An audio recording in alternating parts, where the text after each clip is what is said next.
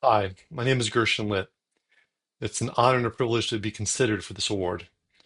I would like to share a story of one of my students who attended Birthright many years ago.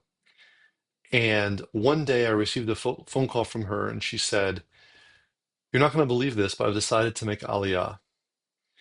But that wasn't the end of the story.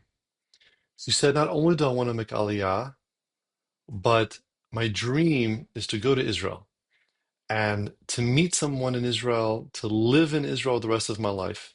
And she said it's all because of that trip, of that birthright trip we took about a year prior.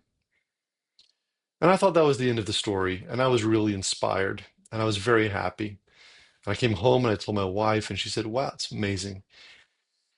And then a number of months later, I received a phone call from her. And she said the following. She said, "Rabbi Litt, I got to tell you, I'm so happy I'm living in Israel. It's amazing. But also, I've met a guy, and I would like to ask if you would come to Jerusalem and perform our wedding for us." I couldn't believe it. I said, I'm honored. It's an incredible honor." She said, "You don't understand. That trip changed my life. Not only did it change my life, it gave me a love for Israel. It gave me a love for the Jewish people. And I found my true love, my husband. And they settled in Israel. And her husband, Moshe, since then has been in and out of Gaza 5 times. And she calls me, she calls my wife. We talk all the time.